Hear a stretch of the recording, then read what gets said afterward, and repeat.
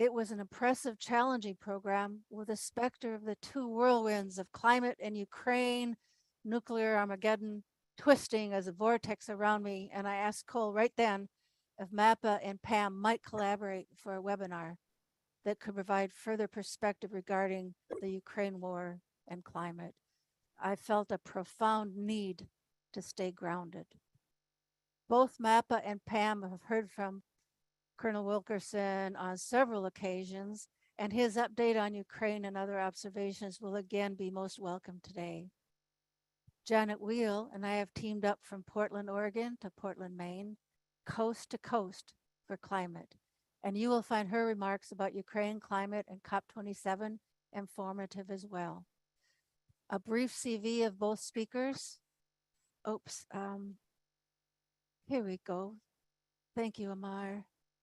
A brief CV of both speakers is posted for you to read if you wish. And we will hear from Colonel Wilkerson, then from Janet Weil, followed by any short discussion between them.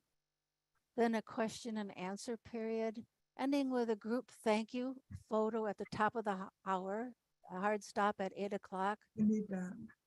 Welcome all. Rosalie, could you introduce yourself and Mappa's Peace and Climate Group? And I understand we're fortunate that Amar is teching the show and fielding questions. Great. Okay. Hello, everybody, and welcome. Greetings from Mass Peace Action and the Massachusetts Peace Action, Peace and Climate Group. We are so happy to be working with Peace Action Maine. MAPPA has about 10 working groups, volunteer-led, that tackle different aspects of the question of how to actually create a more collaborative, less violent, more just and sustainable world. Our group works on making the connection between militarism and war and climate devastation.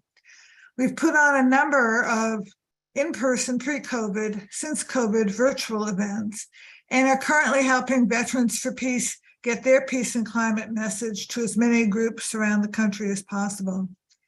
More and more, I think, people are aware of how everything is connected and how the change we need encompasses a lot of rethinking of our nation's assumptions, values, and priorities, including its responses to the war in Ukraine. So I'm very much looking forward to hearing Larry and Janet, and really appreciate Amar for doing the technical stuff and the Q&A.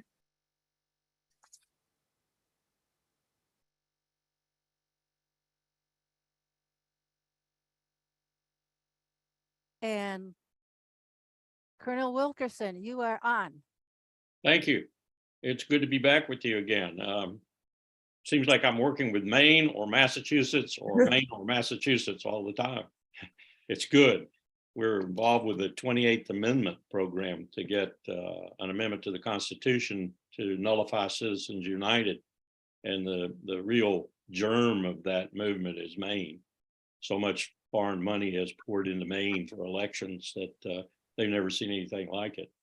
But tonight, I wanted to talk about the three things that are on my mind, and I'm sure on your mind too, as mentioned and is in the title, the crisis in Ukraine, nuclear weapons, and the climate crisis.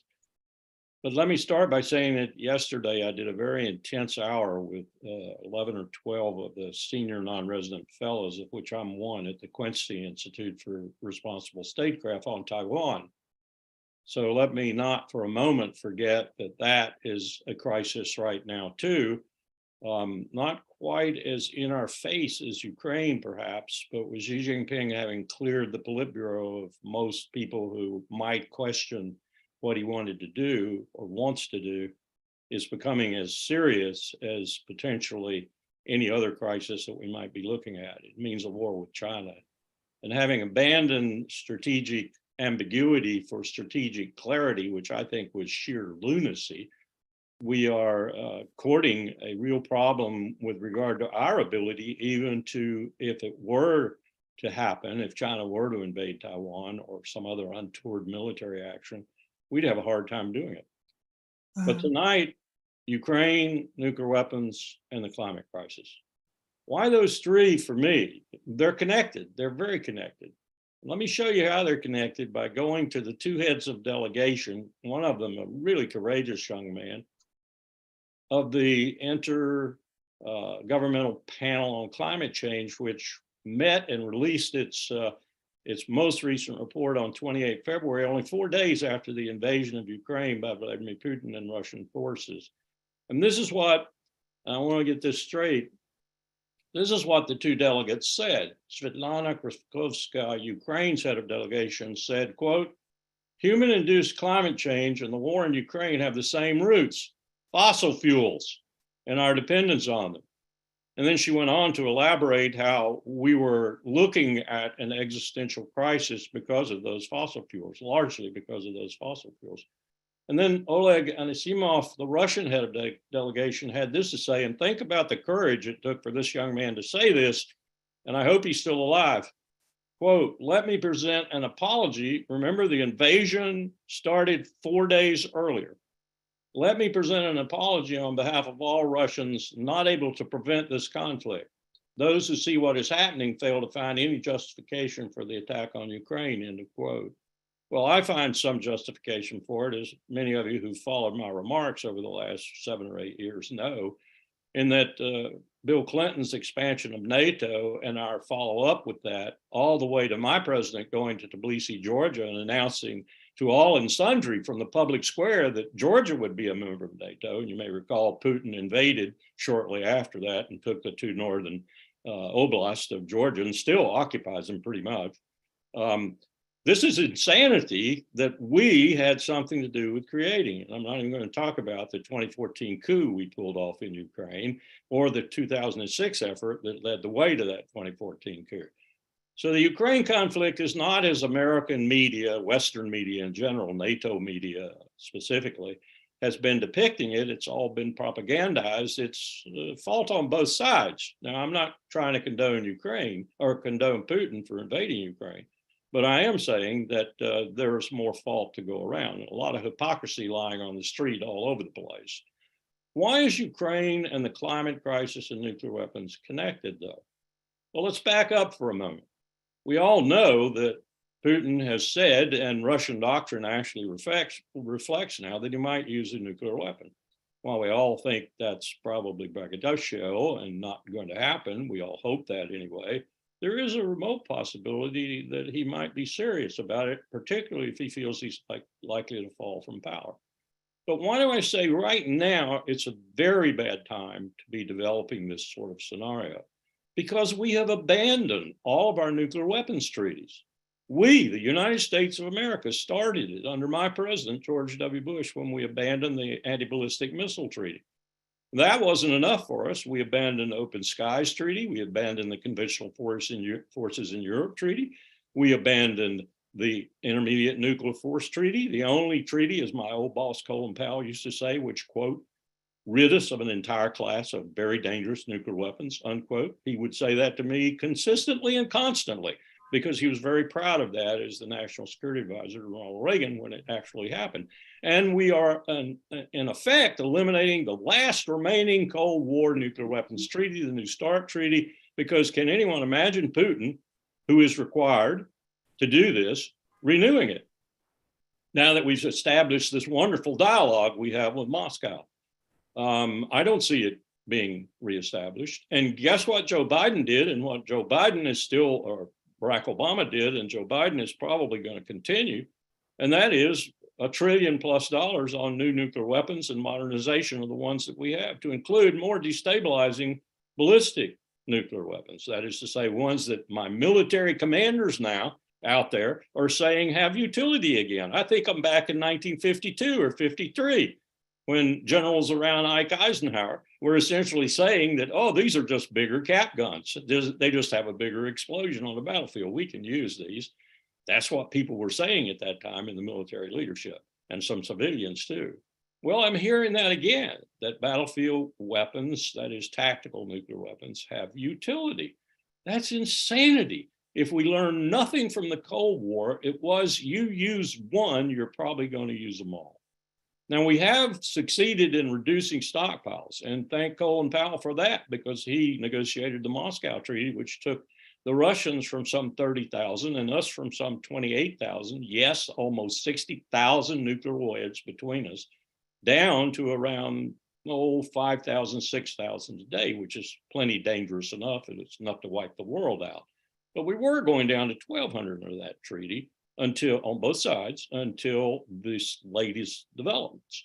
And the invasion of Ukraine has just put a kibosh on that for sure.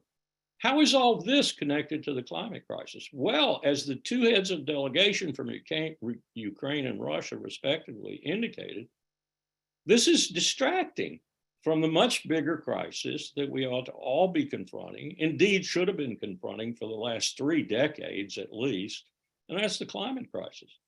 Now, this is not a crisis that the Earth feels too bad about. I don't imagine if the Earth feels anything, and I'm one who believes that perhaps she does. The Earth is going to cast us off just like it cast the dinosaurs off, and it will go on 4.5, 5 billion more years until it spins out its existence, crashing into our sun. That's the geological time scale on it, but we won't be here. We won't be here because we are stupid. We are dunces. We are idiots. As one scientist said to me at the Climate Security Working Group, we have the technology. We certainly have the technology, the know-how to save ourselves. The question is, do we have the wisdom to execute that saving? And his implications and my understanding right now is we may not have. The Earth will not care one whit. It'll just go on, and maybe some other life form will develop, but we won't be here. The human life form won't be here. And why do I say that? I say that because even if you read the technical section of the IPCC report released on 28 February, the technical section, not the summary now. The summary has to be approved by every single country, some 75 countries, as I recall. The technical section is written by scientists. You read that section, you'll understand that in 2050, you might not want to live on this earth in certain areas. Indeed, right now, you might not want to live in Basra, Iraq. You might not want to live in Syria, where the worst droughts in 1,000 years have occurred 3-4 years in a row now. Think about why the Syrian civil war started. You might not want to live in some of the places right now that are releasing refugees to the tune of, are you ready for this? 178 million in the world right now. Now, our simulations show there are going to be 500 million, 500 million refugees by mid-century, that half of them are going to be under 40, and that half is going to be probably male and be armed with a Kalashnikov, an AK-47, and at least 20 rounds of ammunition. And the peer powers running from roughly Tokyo, across Los Angeles, across Washington, across London, and to Moscow and to Beijing, the peer powers are going to be putting their military forces on their southern borders and shooting people. That's how serious this situation is going to get. The global south is already experiencing climate change. And guess what? The global south doesn't give a hang about Ukraine. Poll them, go talk to them and ask them. They think our focus on Ukraine is nonsense. Here we are, the peer powers who have contaminated this world majorly, not them. We have majorly with our fossil fuel burning, and they're paying the piper for it. They don't think Ukraine is worth a hangman's noose. They're looking at their lives, they're looking at their families, they're looking at no water, no food, and subsistence level already. They're looking at Ukraine even causing grain and other products from even flowing the way they were in the past. God help us if Putin steps in again and tries to interfere with the food that is finally moving out of Ukraine, because they were the bread basket. Lebanon was getting 50% of its grain from Ukraine and Russia. This is a very serious crisis, but it's not nearly as serious as the one that it's diverting us from and diverting money from. We've already spent close to $1 trillion on Ukraine. Think of what that could do. Think what it could do with any of the problems we have right now in education and in drugs and so forth, if we applied that money wisely elsewhere. Think of what it could do if we applied it, at least part of it, to meeting the climate change, doing the things that we have to do. So you got Ukraine, which is possibly leading to a use of a nuclear weapon, hopefully not, but even at the same time, it's killing a lot of people, and it doesn't need to be doing that. Let's stop this stupid war. Let's do something we haven't done in a long time. Let's reach a diplomatic solution. Let's stop it. Yeah, both of us need to eat a little crow, maybe. And we need to do some recognizing of the other's interest and so forth. But we need to stop this thing. We need to get it over with because it's distracting us from the other two crises. And the first thing we need to do with nuclear weapons is bring all 9 countries, Israel, Pakistan, India, Israel kicking and screaming if we have to do it, into the nuclear weapons regime, into the treaty regime, and bring North Korea in too. We have to have arms control treaties in order to even have a modicum of a chance to get through the next 20 years without exchanging some of these weapons, which I think will probably be the end of us all too. Climate change might just go ahead and happen and there won't be anybody to be influenced by it in the human realm anyway, because we'll have already eliminated ourselves with nuclear weapons. So these crises are connected. And I started with China, let me end with China. That's connected too. I have never played a war game, participated in a war game at any level in the military without going to war with China over Taiwan or the South China Sea or whatever in the war game, simulated of course, without it turning nuclear. Now, on this discussion that we had the other day, one of the experts said, no, it doesn't have to go nuclear. I participated in games where it didn't go nuclear. It doesn't have to go nuclear. Well, of course it doesn't have to. But if you're sitting there with about 2/3 of your Navy down, 2/3 of your Air Force down, and by the way, one carrier that's 5,000 Americans dead. In the first day of war with China, there'd be 100,000 casualties. There'd be 100,000 casualties. When's the last time Americans even thought about 100,000 casualties? You tell me that you're going to take those kinds of losses, and the Chinese are going to take those kinds of losses, and you're not going to contemplate nuclear weapons. Make Ukraine look like a sand pile in terms of this war. So I'll end with that and tell you don't want war with China either. And we have an administration even now, and one I suspect coming in 2024, and maybe this month with regard to the Congress, which is going to be very bellicose with regard to China. And that's extremely dangerous. So we are living in a world full of crises. Thank you.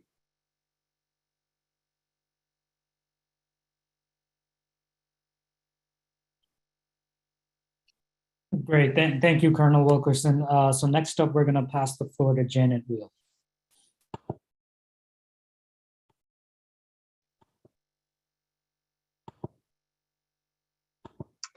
You can see from my first slide that Colonel Wilkerson and I are on the same wavelength, because I chose the exact same quotes to start my slideshow.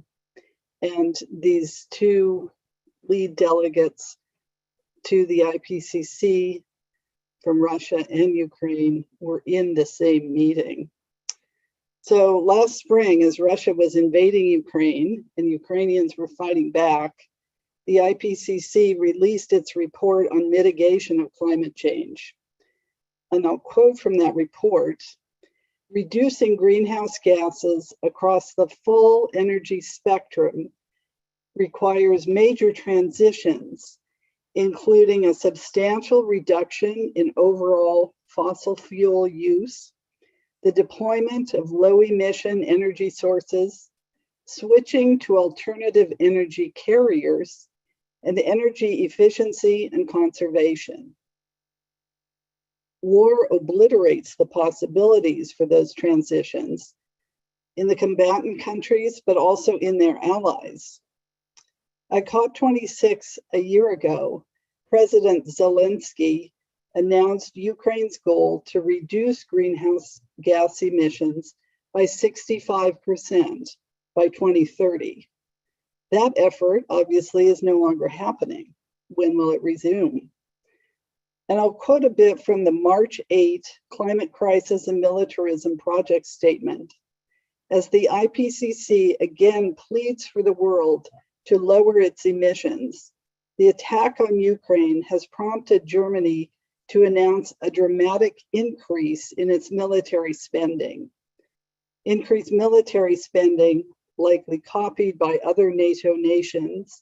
And I saw yesterday that Norway is stepping up its alert status, for example, will result in even higher CO2 emissions. Certainly US military spending, as well as the posture of our forces in Europe, has increased. and the 2023 military budget will be close to $850 billion. So here's an overview of what I'll be covering. After saying a bit about the climate crisis and militarism project, I'll just quickly touch upon these complex and interrelated issues. Is it a proxy war? A quick review. The climate impacts of war in Ukraine in broad terms. How military emissions are produced and why they should be included in national reporting of emissions to the United Nations and to the world more generally. And how these issues relate to the upcoming climate negotiations in Egypt. I look forward to exploring these issues more with all of you in our discussion afterwards. Climate Crisis and Militarism, a national project of Veterans for Peace, is, to my knowledge, the only public education and advocacy in the United States on the impacts of militarism on the climate crisis. These issues have been evaded for many years by the mainstream environmental and climate organizations. And I want to say that I am so impressed by what Massachusetts Peace Action is doing with your working group on the intersection of these issues. And I look forward to continuing to share resources and be in touch. Climate Crisis and Militarism Project's work focuses on the 4 areas listed on this slide. And as probably most people on this call know, our slogan is militarism fuels climate crisis. The war in Ukraine is a tragedy, a breach of international law, a humanitarian and refugee crisis, a cause of energy shortages in Europe, and as Colonel Wilkerson referred to, of grain shortages in the Middle East, also in parts of Africa.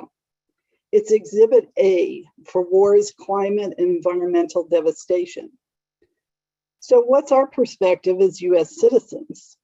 Along with many others, I would assert that the US and the US-led NATO alliance are conducting a proxy war in Ukraine to weaken Russia's military power and to, quote, defend every inch of NATO, unquote, as was publicly stated last spring by Secretary of Defense Lloyd Austin.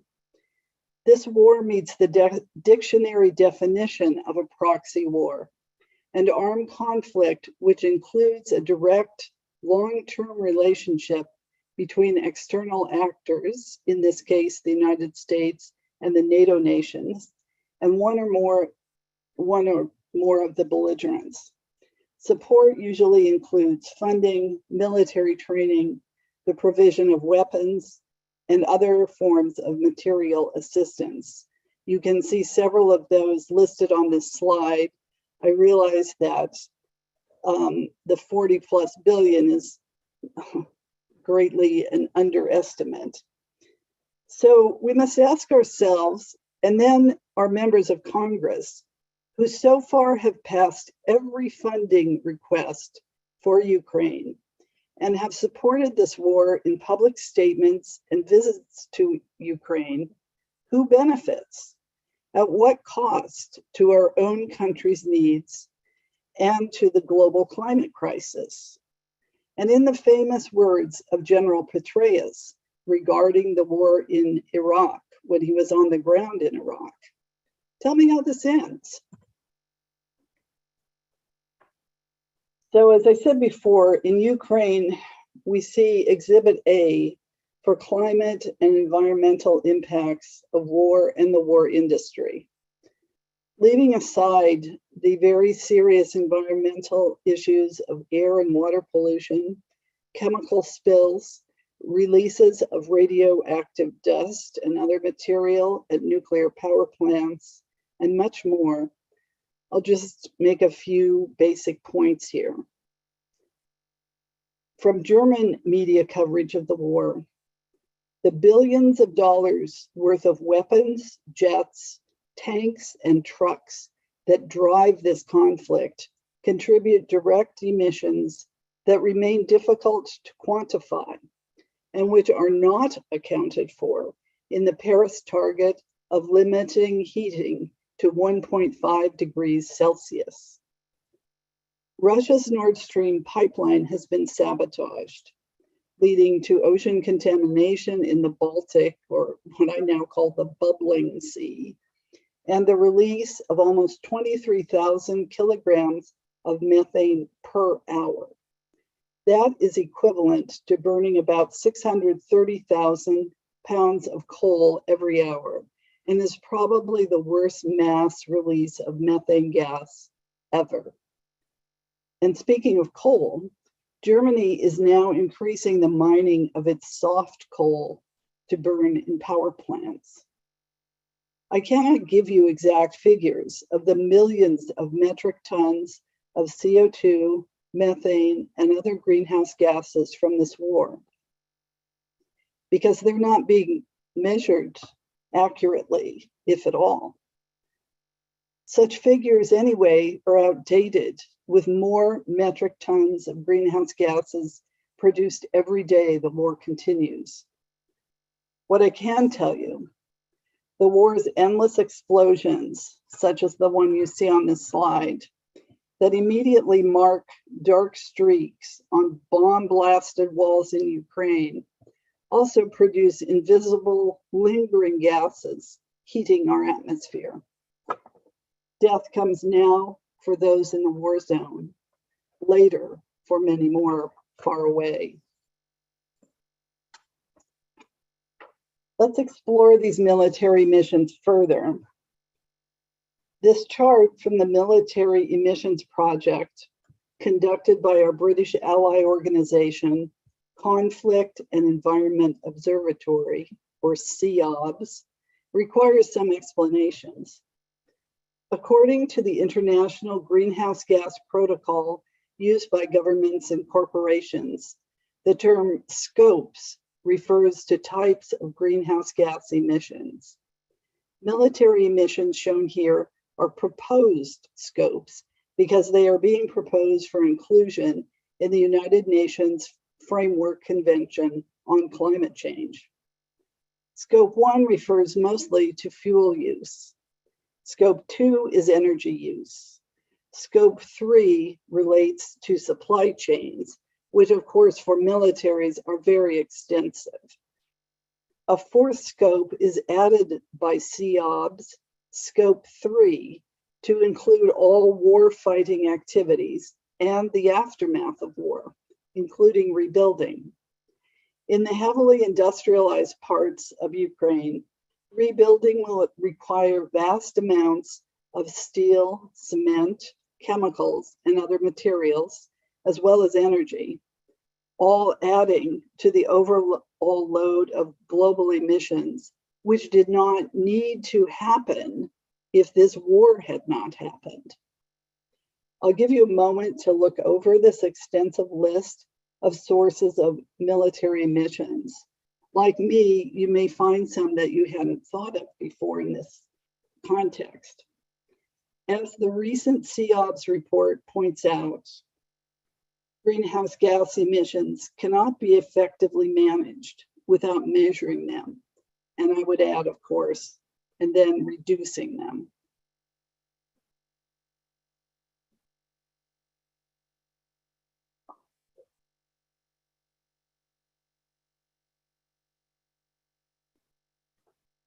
Thanks to all of you on this call who have signed this breakthrough petition to the United Nations. It says in part, there is no reasonable basis for this gaping loophole. War and war preparations are major greenhouse gas emitters.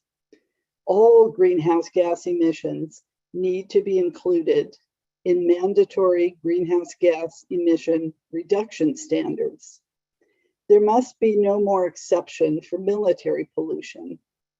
Greenhouse gas emissions from a country's overseas military bases, and of course, the vast majority of those are US military bases, must be fully reported and charged to that country, not the country where the base is located.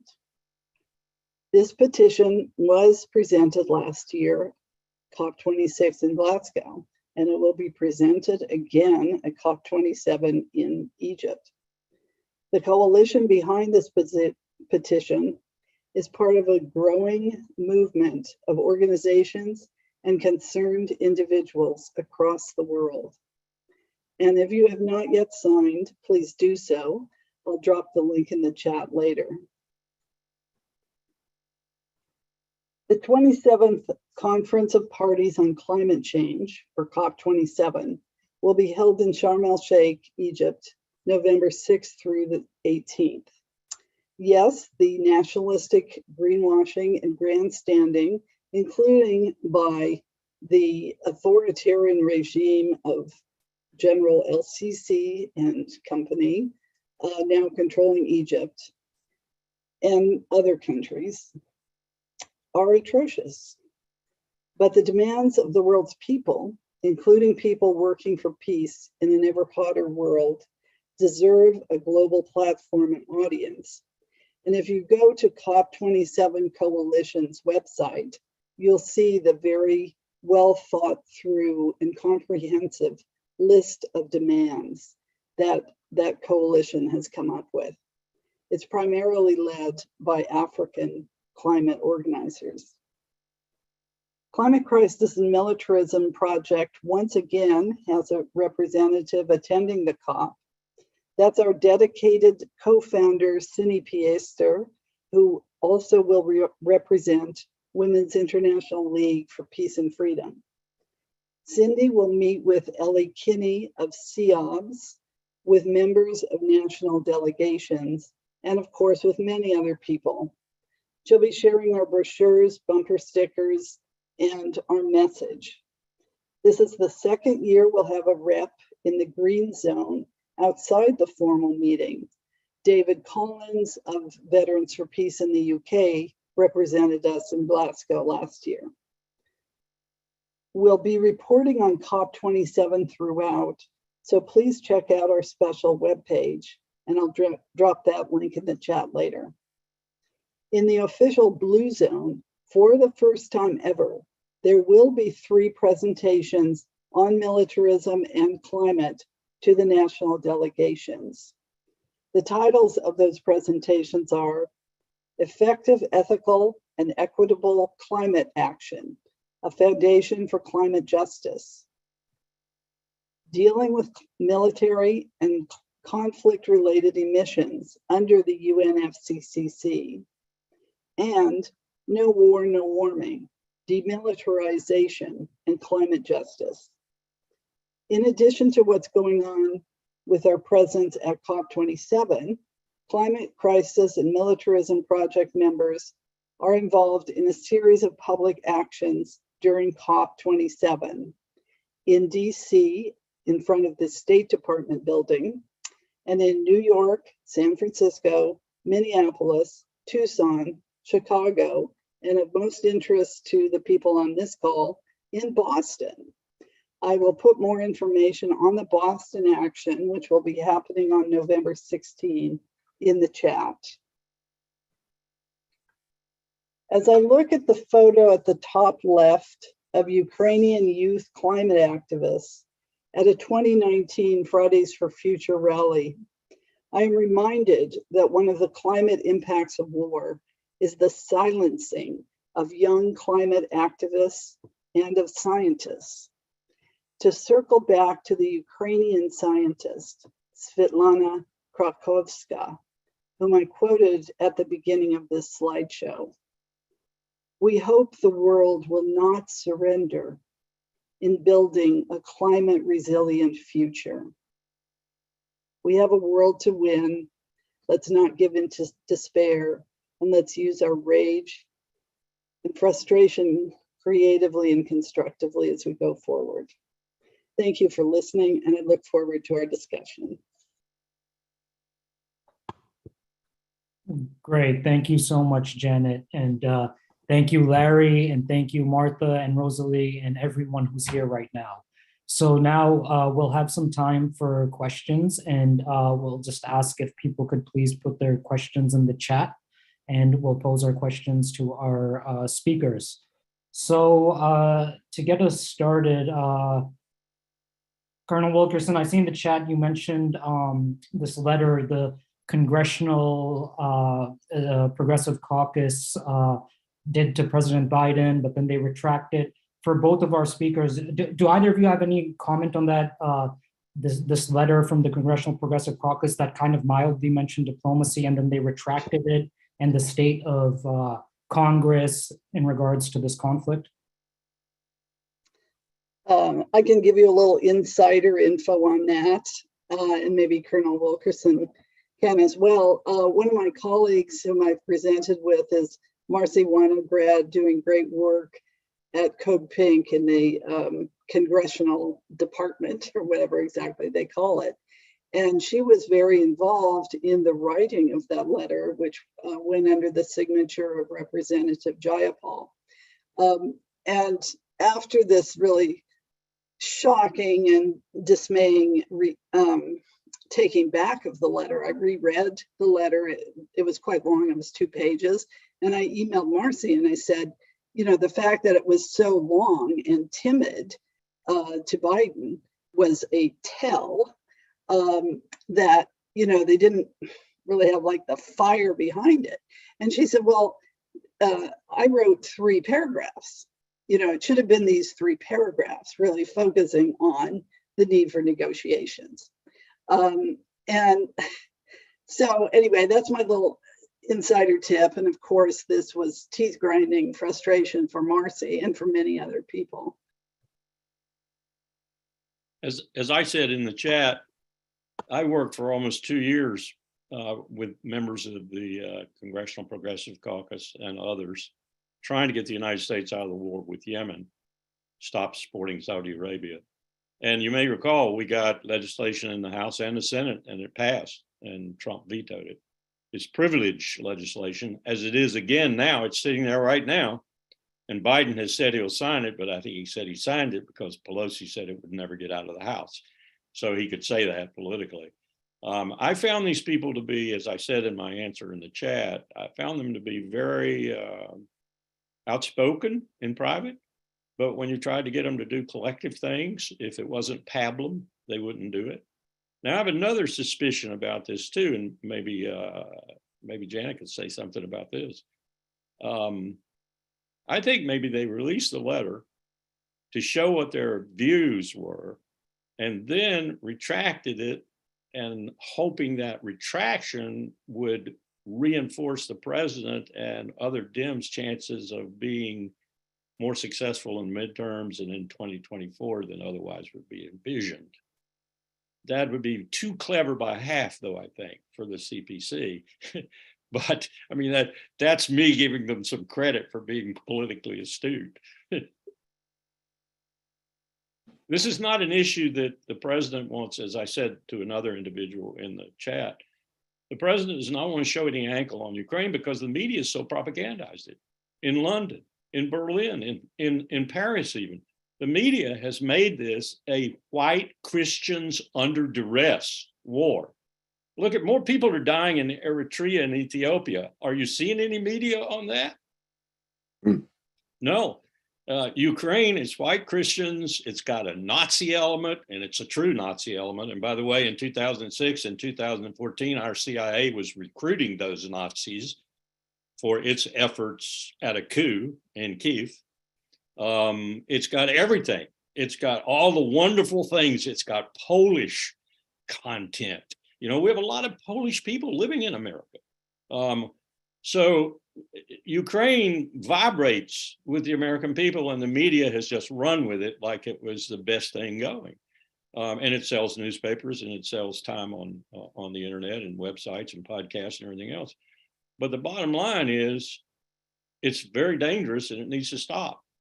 But the Dems, I think, couldn't do it before the midterms because they know they're going to lose, but they don't know how badly they're going to lose. And they hope they don't lose, but they're probably going to lose, and they're probably going to lose badly. And if they do, they'll go back and they'll say, well, part of the reason was because, we did some stupid things like the CPC letter on Ukraine.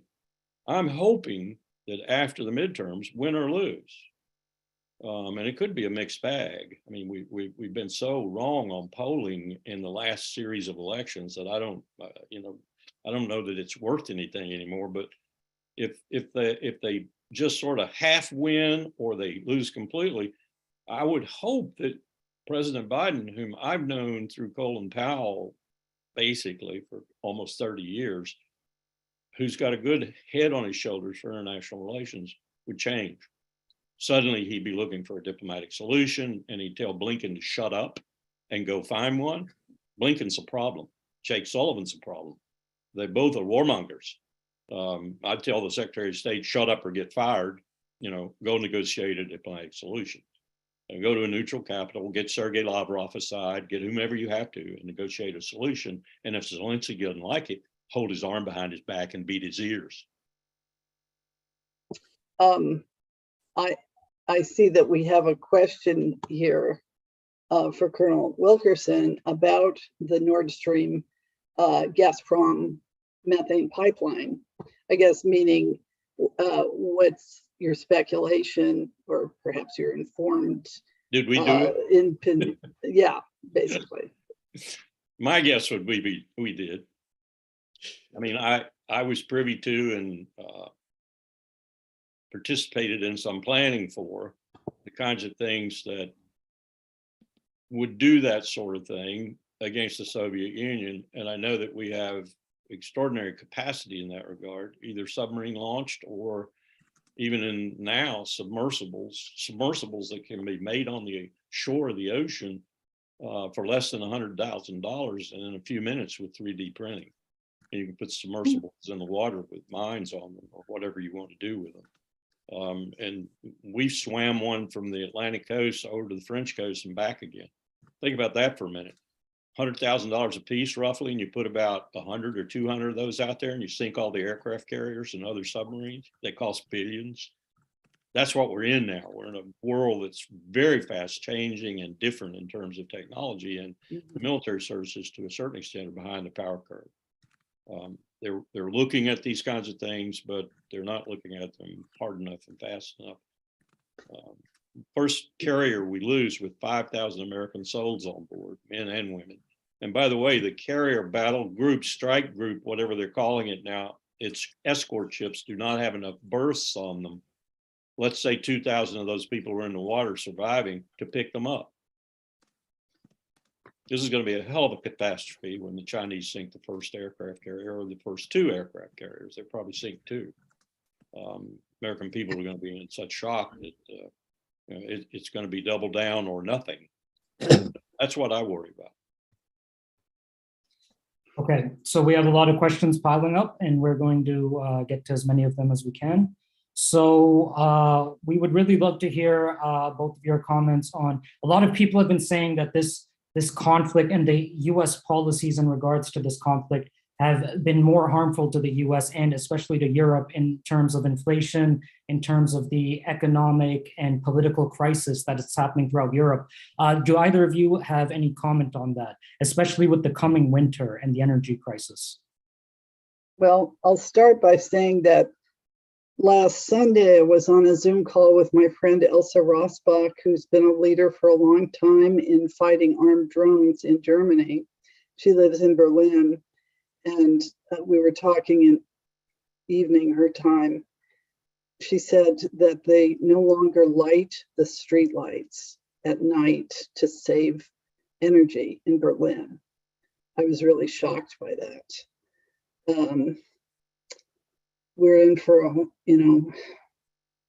quite a hard winter there and here. And this speaks, though, it's not as simple as just, well, they don't have the energy supplies coming from Russia. Germany does not need to be making luxury vehicles right now, for example. They could make a decision that a lot of their industrial production could be much reduced and that no luxury products be, produced over the course of this winter, and that those savings would go to ordinary people who want to walk the streets of Berlin and all the German cities at night, not having to use some little flashlight or something. But that's not the decision because, well, anyway, I think everybody on this call is probably well aware of the economic and political realities that mean that the needs of ordinary people are considered last or close to last, and the needs of the rich and huge corporations are considered first. I think we're going to see a rupture in the transatlantic relationship and probably the dissolution of the NATO alliance after this winter. I think a lot of countries are going to check their six, as we say in the military. Why did we enter this alliance? Norway, Sweden, Finland. By the way, those governments do not represent the majority of their people. Those governments represent about 45% of their people, especially in Norway. And we had a great hand in engineering the election of those governments, just as we had a very powerful hand in engineering the Secretary General, Jan Stoltenberg of NATO, who's been very bellicose. They're our people. When they realize what they've gotten themselves into, I think, and this winter's going to show them what they've gotten themselves into, and as was just expressed, Germany's probably the lead character here, having a real problem right now because the old parties are losing power. And you've got almost a Nazi-like Green Party that's kind of gaining power. And on the other side, you've got some people no one even knows what they want to do that are sort of gaining power. And the Christian Democrats and others are kind of shrinking. Not only that, Germany's manufacturing sector, which unlike France, unlike almost anyone else in Europe, and unlike the United States, which is down to about 11% of its GDP is produced by manufacturing now. That's still a huge amount of manufacturing, but it'll show you it's gone from 70% 1945 down to about 11% now. We're mostly into finance and money moving around.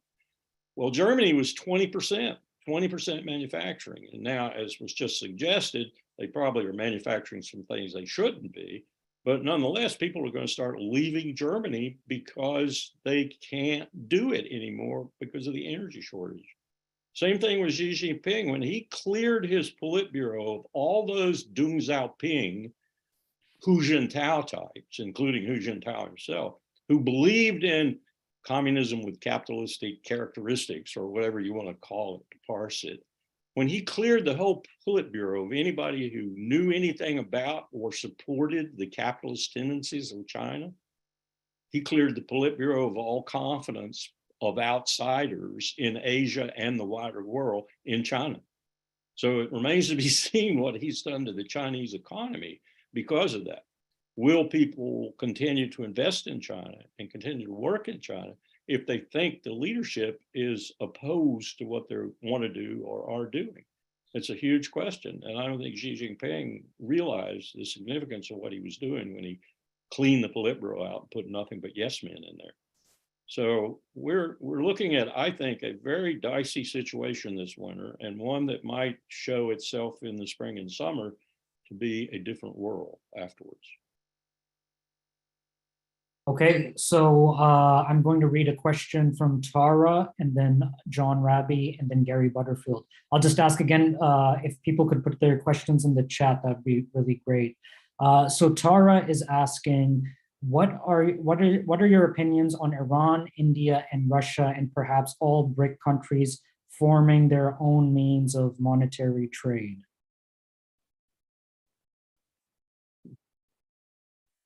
I have some strong feelings about Iran right now. I belong to a group headquartered out in Salt Lake City, the Baskerville Institute, and we've been going back and forth. We're going to have a panel in December, 11 and 12 December, and I said, Barman, 11 and 12 December, it'll be over. Maybe, I don't know. We're all worried about it devolving into a revolution the way it devolved in 1978, 79. And the way, in many respects, it's devolved ever since the 1906 events.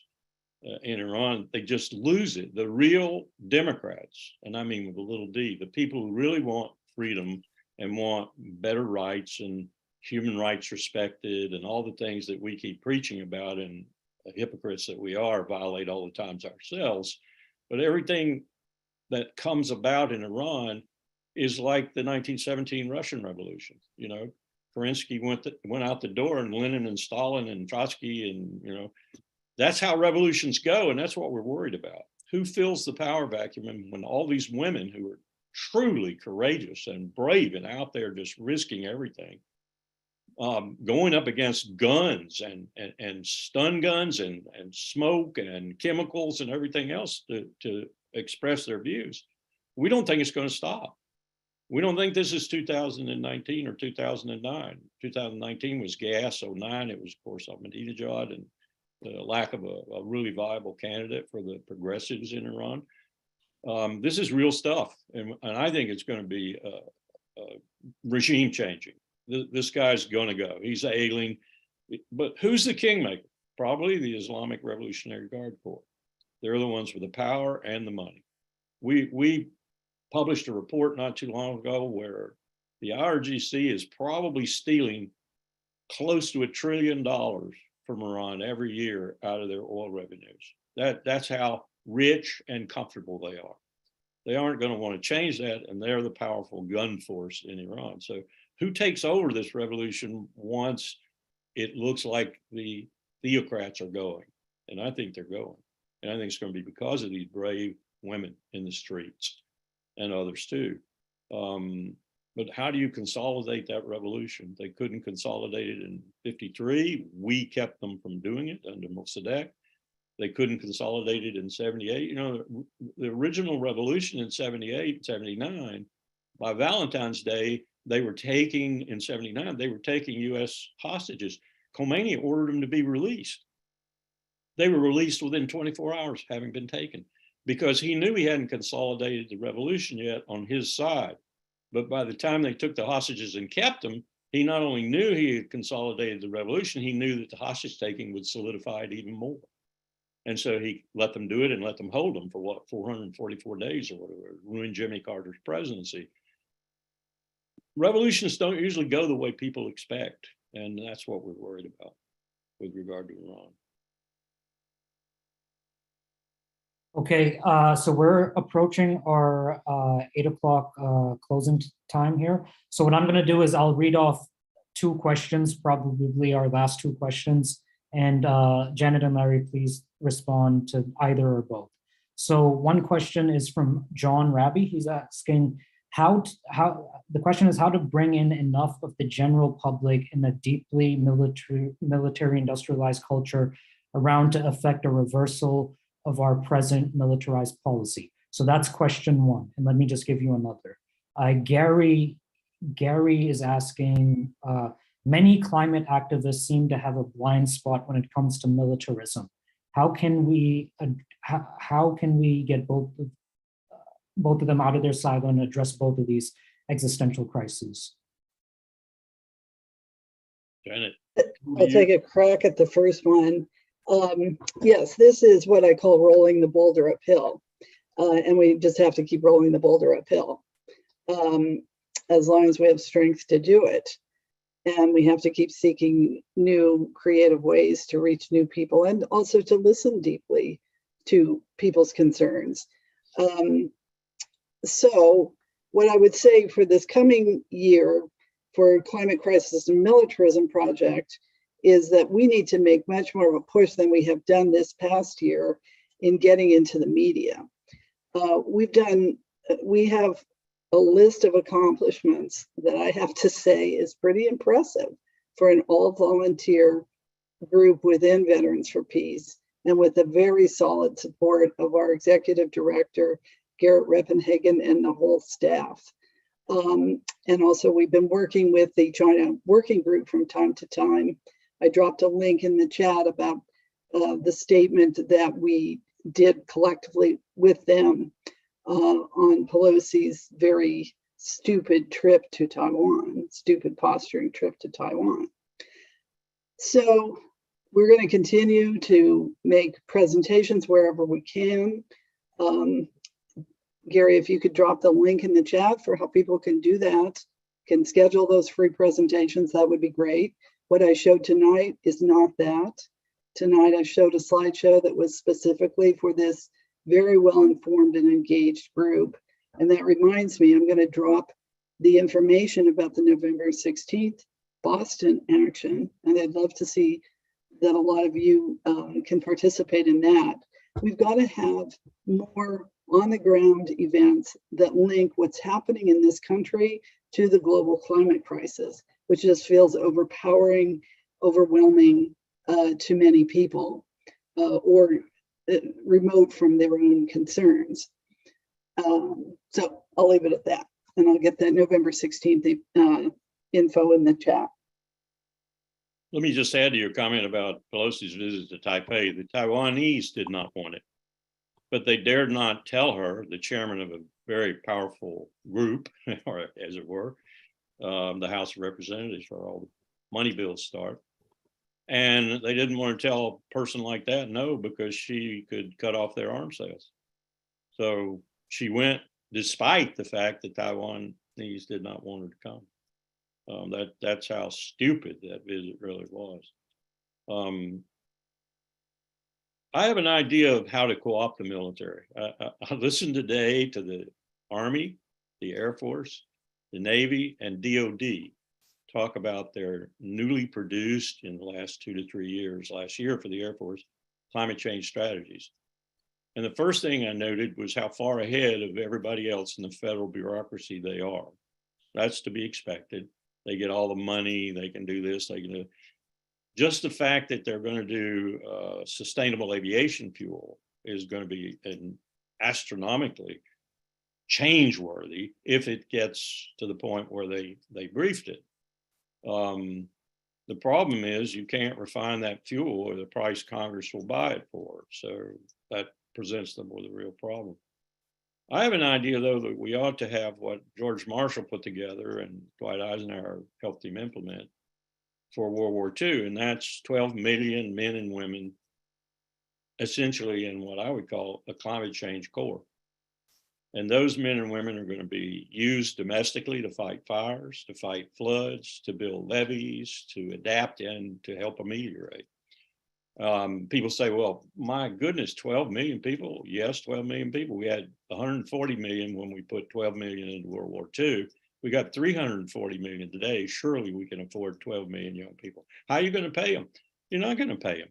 You're going to give them 3 meals a day and a tent to sleep in. And they're going to work at everything that we're going to have to do increasingly towards 2065, 2070, which includes border security that will absolutely surpass the capability of the military. This way you co-opt the military and you get them doing good things instead of bad things. You get them saving people instead of killing people. Yeah, I just have to interject. They should be paid. We got plenty of money for that. Come on. No, we don't. In this Not for country. 12 million. Well, anyway, we won't argue right now.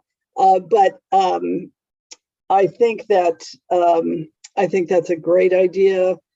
Many people in many smaller groups are already starting these kinds of climate mitigation projects, but they need, much more resources. And well, I'll leave it at that.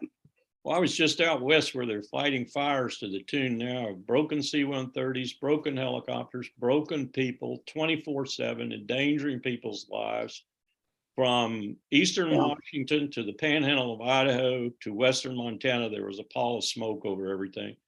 The media never covers this stuff. Local media does, but not the national media. If you looked at Fort Myers, if you looked at Tyndall several years ago when $4 billion Air Force Base was basically wiped out, why aren't we doing more?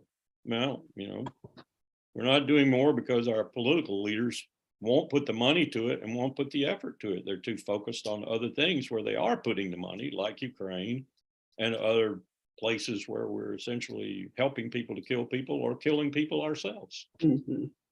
It's insane. Mm-hmm. Okay, so we've hit our 8 o'clock time here. So what I want to say is thank you so much to Janet and Larry for joining us tonight. For time here. So what I want to say is, sorry, there was an echo. So thank you everyone for joining us tonight. Thank you to Martha and Peace Action Maine. Thank you to Veterans for Peace. Thank you to Rosalie and MAPPA's Peace and Climate Group. So I just want to pass the floor to Janet and Larry. Is there any last final words to close us off with for tonight? Yeah, check out the resources that I dropped in the chat if you can. And I'm also sending a page of them to Martha, who can share them with people. And do what you can in your local communities. It does make a difference. Takes a Oh, I'm muted. I was muted. Do what you can. No, It you does make a weren't. difference. And I apologize for being dumb and forgetting I was muted.